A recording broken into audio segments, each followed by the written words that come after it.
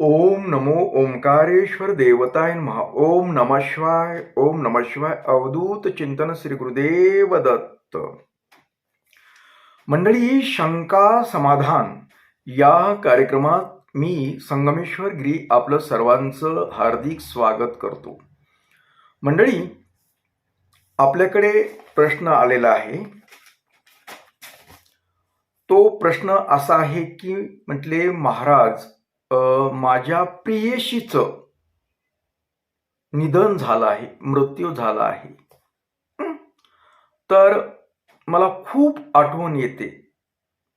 आठवण येतच नाही तर मला खूप त्रास व्हायला त्याचा. बेचैन आहे मी. तर यासाठी काही उपाय असेल तर सांगा, आणि हे कधी बंद होणार आहे ते पण सांगा. तर मंडळी, आपल्या प्रिय व्यक्तीचं निधन झालं, मग आपली कोणतीही असो व्यक्ती, प्रियशीच असावी असं काही नाही. इतरही आपल्या प्रिय व्यक्ती असतात. आई, वडील, बहीण, भाऊ अथवा मित्र असतात, मैत्रिणी असतात, कुणीही असू शकतं आपलं प्रिय, ज्याचा का आपल्यावर जीव, आपला त्याच्यावर जीव असतो. अशा व्यक्तींचा मृत्यू झाल्यानंतर काय असतं, बरेच कालावधी. कारण अशा जी व्यक्ती असतात ना, समजा कमी वयामध्ये जर मृत्यू झाला तर त्यांच्या आत्म्याला तृप्ती भेटत नाही. कारण प्रत्येकाचं एक स्वप्न असतं, प्रत्येक व्यक्तीचं एक स्वप्न असतं, आणि ते स्वप्न अपुरं राहिलेलं असतं. आता आपण ह्या दादाचं घेऊया, यांची प्रियशी. आता ही प्रियशी म्हणजे यांचं वय कमीची काय मोठे झालेले नाहीत, काय नाहीत.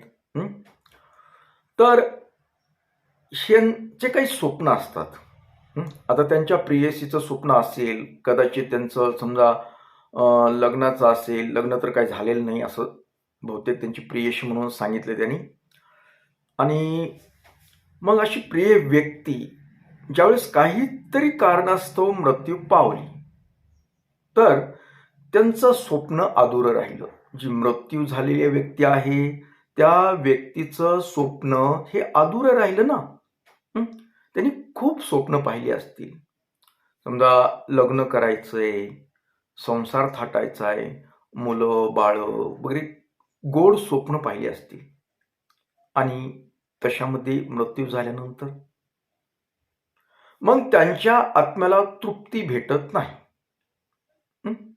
आणि तृप्ती न भेटल्यामुळे त्यांचा आत्मा हा आपल्या प्रिय व्यक्ती भोवताली सभोवताली भटकंती करतो. मग ते व्यक्ती कुठेही जाओ, जगाच्या पाठीवर जाओ, तसं काही बंधन नाही. आत्मा सर्वत्र फिरतो. कुठेही जाओ तुम्ही, तुमच्या मागच राहणार. तुम्हाला त्याची भास होणार. तुम्ही घरामध्ये एकांतमध्ये बसलात, सहज जरी बसला, तुम्ही एकांतमध्ये असला, तुमचं मन एकाग्रता झालेलं आहे, कुठल्या तरी कामामध्ये आहात, अचानकपणे त्या व्यक्तीचा भास होतो, तिचा आवाज आल्याने वाटतो, ते आपल्या पाठीमाग कुठंतरी आहे. अगर आपण सहज एखाद्या रूममध्ये असं अचानक बघितलं तर दिसते, ते आकृती दिसते. आपण तिथं जाऊन बघतो, त्यावेळेस ती काहीच नसतं, कारण ती अदृश्य रूपाने वावरत असते आपल्या प्रियजना भोवताली. मग कुणाचा नवरा बी असू शकतो, कुणाचा भाऊ बी असू शकतो. म्हणजे आपली जी प्रिय, म्हणजे आपल्याला आवडणारी व्यक्ती, ज्याच्यावर माया असते, आपलं प्रेम असतं, भरभरून प्रेम केलेलं असतं आपण, अशा व्यक्ती आपल्या सभोवताली असतात, एवढं लक्षात घ्यायचं. मग आणि अशानं काय होतो, आपल्याला खूप त्रास होतो त्याचा. कारण तो जो आत्मा असतो ना, स्वतःकडे खेचण्याचा प्रयत्न करतो. तुम्हाला सतत काही ना काही आठवण देण्याचा प्रयत्न करतो. आपल्याला ते शरीर दिसत नाही, पण आत्मा असतो ना. मग त्रास तर होणारच. आपण त्याला विसरायचा प्रयत्न केला तरी काही ना काही रूपाने तो दिसणारच. एखाद्याचा नवरा गेला, पती गेला, मृत्यू पावला, कमी वयामध्ये पावला, तर त्याचे पण स्वप्न असतात. मुलांचं स्वप्न असतं, बायकोचं स्वप्न असतं, बायकोविषयी प्रेम असतं त्याचं. आता बायकोचं कदाचित नसेल, याला अपवाद आहे कधी कधी, पण प्रियकराचं आणि बायकोचं यात खूप फरक आहे. कारण बायको हक्क गाजवते म्हणून बऱ्याच वेळेस प्रॉब्लेम येतात. पण तरी काहीही असो, कुठलीही व्यक्ती, नवरा हा कसाही असला तरी बायकोवर प्रेम करतो. एक जगाची रीत आहे. आता समजा 100तून एखादं वगळता असा प्रॉब्लेम असू शकतो, पण त्याचं कुटुंबावर प्रेम असतं, लेकरावर प्रेम असतं, घरातील आईवडिलावर प्रेम असतं. मग अशी व्यक्ती मृत्यू पावल्यानंतर त्याचा आत्मा हा घरामध्ये भटकतो. कारण तुम्ही त्याला विसरायचा प्रयत्न करत असतात, त्याच्या आठवणी विसरायचा प्रयत्न करत असतात, पण तो सतत आठवण करून देत असतो. कारण हा त्रास जास्तीत जास्त 1 वर्षभर तर जास्त प्रमाणात होतो. कारण त्याला मोक्षच भेटलेला नसतो. आपण विसरायचा प्रयत्न करतो, पण त्याच्या वस्तू असतात, काही असतं. जसं का यांची प्रेयशी गेली, त्याच्यामुळे त्यांना त्रास होतो. एखादी व्यक्ती त्यांच्या प्रेयसारखी दिसली, तिच्या अंगावर कपडे तसे जर असतील, अगर तिच्यासारखं दिसत असेल थोडीफार कुठं, तर त्यांना आठवण होते आणि मग त्रास होतो. खूप त्रास होतो त्याचा. आता बऱ्याच वेळेस मृत्यू पावल्यास बी होतो आणि बऱ्याच वेळेस व्यक्ती आपल्यापासून दूर गेल्यानं सुद्धा त्रास होतो. कारण जी हृदयापासून जोडलेलं जे नातं असतं ना, नातं, एकामेकाचं हृदय मधून जी निघणारे कंपन आहेत, जी ऊर्जा आहे, ते जोडलेले असते आणि ती ऊर्जा सतत संवाद करत असते. हे आपल्याला कळत नाही लवकर, पण आपल्याला बेचैनी होते.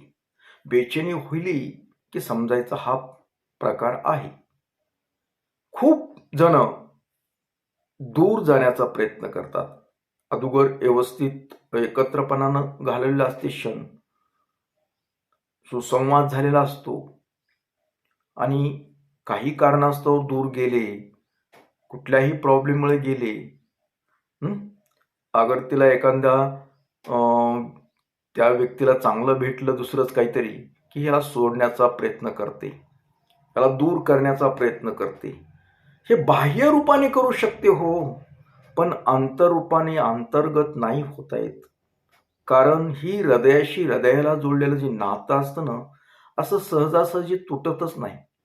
किती बी तोडण्याचा प्रयत्न करा आणि तोडण्याचा प्रयत्न करता तसं तसं बेचैनी वाढते. तो त्रास जास्त होतो. तो जास्त त्रास होतो. आपण तोडायचा प्रयत्न केला की जास्त त्रास होतो. म्हणतात ना, जितका आपण हे करण्याचा प्रयत्न करतो, दूर करायचा, तो जास्त करतो ते. त्याच्यामुळं तसं होतंय ना तुम्हाला, तर त्याची आठवण चांगली काढा. चांगलं स्वप्न बघा त्याच्याविषयी, त्रास कमी होईल. उगाच बेचैनी करून घेण्यात काय अर्थ नाही. आता समजा मृत्यूच झालाय, आता तुम्ही त्यावेळेस काय करताल? तुम्हाला आठवण येईल ना, त्याच्या गोड आठवणी काढा. गोड आठवणी काढा. मनाला समजावून सांगा, एकाग्रता मन करा की बाबा, मी तुझी सदैव आठवण काढतो. तुझ्यासारखं मला कुणीही भेटलं नाही. तू जरी माझ्यापासून दूर गेली असलीस तरी कायमचा माझ्या हृदयामध्ये आहे. मी जिवंत आहे तोपर्यंत तरी मी हृदयातच ठेवणार आहे, तुझ्या आठवणी ठेवणार आहे. असं मनाला बोला. टेन्शन कमी होईल तुमचं. कारण त्या आत्म्याला त्याची गरज असते. तुम्ही टाळायचा प्रयत्न करता ना, तितकं तुम्हाला त्रासदायक ठरतं. आणि बऱ्याच वेळेस काय होतं, एखाद्याची पत्नी अथवा पती म्हणजे प्रियच असतात ना हो, त्यांचा मृत्यू झाला, समजा पतीचा झाला मृत्यू, तरी बऱ्याच वेळेस काय करतात स्त्रिया, एक परपुरुषाशी संबंध ठेवतात. आणि त्यावेळेस हा जो आत्मा आहे ना, तो आत्मा त्रास देतो. कारण त्या स्त्रीला वाटत असतं की त्याला काय दिसतंय, तो गेला वरी तोंड करून, असं त्याचं म्हणणं असतं. पण तसं नाही. त्याचा आत्मा हा आपल्या घरामध्ये सभोवताली, तुम्ही कुठेही जा, तो तुमच्या बरोबरच असतो. त्याच्यामुळे त्याला विसरू नका. त्याच्या गोड आठवणी काढा. मनाला समजावून सांगा, एकांत मध्ये बसा, तुम्ही काय माझ्या हृदयात आहेत, तुमच्या आठवणीवरच मी जगत आहे, असं त्याला बोला. तुम्हाला त्रास व्हायचा नाही. पण तुम्ही लोक काय करता, तो गेला असेल त्याचं काय आता, असं म्हणता. पण तेवढंच तुम्हाला घातक ठरतं. तुम्हाला अपयश येतं, सतत तुम्हाला काही ना काही त्रास होतो. आणि हे मृत्यू झालेले असतात ना, हे आपण समजतो तितकं सोप्या गोष्टी नाहीत ह्या. बऱ्याच वेळेस मृत्यू झाला त्याच्या नावाने ही करा तुम्ही. आता आपण जसं आमुष्याला करतो ना पित्रांना, तसंही पित्र असतात, ते पूर्वज असतात, तसे ही आत्मे असतात. अतृप्त आत्म्याला नैवेद्य ठेवा. त्याच्या नावाने तुम्ही काही एखादा पदार्थ केला, तुमच्या त्या व्यक्तीला आवडत होतं, ती पदार्थ आवडतात, काही असेल ते पदार्थ एका दिवशी केलाय तुम्ही घरी, आमुषा असू नसो काही नसो, एका प्लेटमध्ये काढून ठेवा आणि पक्ष्यांना ठेवा, बाहेर ठेवा. तो कुणाच्या ना कुणाच्या रूपात, मुंगी किड्याच्या कसल्याही जीव जंतूच्या रूपाने तो येईल, तो भक्षण करेल. तुम्हाला तृप्ती भेटेल, तुम्हाला मनाला समाधान भेटेल आणि त्याचं जीव आहे तो थोडा समाधानी होईल. कारण त्याच्या आठवणीमध्ये तुम्ही ह्या गोष्टी करावं लागतात, हे विसरतात. आता प्रेयशी गेली म्हणतात, प्रेयशीला बी काही आवडत असेल, कदाचित तुम्ही हॉटेलमध्ये गेला असताल, कुठं काही खाल्लं असेल, अगर तिची आवडती कोणती तरी वस्तू असेल, काहीतरी असेल, पदार्थ असू शकतो, तो पदार्थ घ्या, तुम्ही थोडा खा आणि तुझ्यासाठी मी हे ठेवलं. आईस्क्रीम असेल, काही असेल हो, कदाचित तुम्हाला त्या प्रेयशीला वडापाव पण आवडत शकतो, काही असू शकतं, तुम्हालाच माहित ना, आम्हाला काय माहिती. तो एखाद्या तुम्हाला खाताना आठवण आली, ती पदार्थ खाताना आठवण आली, तर ती बाजूला काढून ठेवा थोडंसं. हे तुझ्यासाठी म्हणा. बघा तुम्ही, तुम्हाला समाधान वाटेल, फ्रेश वाटेल. कारण माझी आठवण जिवंत ठेवली त्यानं, अजून माझी आठवण त्याने जिवंत ठेवली, तो अजूनही मला विसरला नाही. त्या आत्म्याला समाधान वाटेल आणि आत्म्याला समाधान वाटल्यानंतर तुम्हाला त्रास होणार नाही. लक्षात आलं? ह्या सोप्या सोप्या गोष्टी आहेत. मग तुमचं, मी म्हटलं ना, ते प्रेयशीन प्रियकरण, पतीन पत्नी हा विषयच नाही. आपले इतरही कुणी नातलग असू शकतात आपले, प्रियजन असू शकतात, मित्र असू शकतात, मैत्रीण असू, हे चालले आपल्या जे प्रिय आपण खाताना जर तुम्हाला आठवण आली तर जरूर काढून ठेवा. ती थोडंसं काढून ठेवा, बघा तुम्ही प्रयोग करून, तुम्हाला नक्कीच आनंद वाटेल. पण असं दुर्लक्ष करू नका. मला त्रास होतोय म्हणून दुर्लक्ष करू नका. ही दुर्लक्ष तुम्हाला घातकी ठरतं. कदाचित तुमचे मुलं असतील, तुमचा पती वारलेला असेल, तर मुलांना अपयश येतं. मुलांना अपयश येतं. शिकत असतील त्यामध्ये ते अपयशी येऊ शकतात. उद्याच्याला भविष्यात त्यांना काही करायचं असतं, त्यांचं जीवन पुढे काही चालवायचं असतं त्यांना, त्याच्यामध्ये अपयश येतात. त्या लग्नामध्ये प्रॉब्लेम येतात. त्यांच्या मुलं होण्यामध्ये, संतती होण्यामध्ये सुद्धा प्रॉब्लेम येतात. लक्षात घ्या. ज्या मुलांचे आई वडील, अगर आई वडील कुणीही एकतरी लहानपणी वारला असेल, तरी त्या मुलांमध्ये त्या अतृप्त आत्म्याचा वास असतो, म्हणजे त्याचं देखरेख असते. तर समजा तुमचा पती वारलाय, तर तुम्ही मुलांना काही पुढे त्रास होऊ नये, मुलांची प्रगती व्हावी असं जर वाटत असेल ना, तर तुम्ही जरूर तुमच्या त्या गेलेल्या व्यक्तीसाठी करत जा. नियमितपणे करा, आमुष्याच म्हणून नाही, नियमितपणे करा. अथवा तुमचा मुलगा असेल तर मुलाला पहिलं जेवण करताना घास काढायला द्या घरामध्ये. मुलांच्या हातानं घास काढा. एक जेवाय दिलं त्याला, समजा पोहे दिले, नाश्ता सकाळचा दिला, तर थोडेसे एक चिमूटभर पोहे एका प्लेटमध्ये काढून ठेवा, नंतर खा म्हणावं त्याला. त्याला अपयश येणार नाही, त्याची प्रगती होईल. कारण त्याचा पप्पा, बाप हा तिथं मुलाकडे आलेला असतो अदृश्य रूपाने. ही सोप्या सोप्या गोष्टी आहेत. हे करा तुम्ही. आता जसं आपण प्रत्येक आमुष्याला आपल्या शिवमंदिरात, ओंकारेश्वरच्या मंदिरात केवळ यासाठीच अन्नदान करतो. प्रत्येक आमुष्याला कारण तेच आहे, अन्नदान करण्याचं कारण तेच आहे. शिवमंदिरात आमुष्याला अन्नदान करण्यामागचा उद्देश तोच आहे माझा.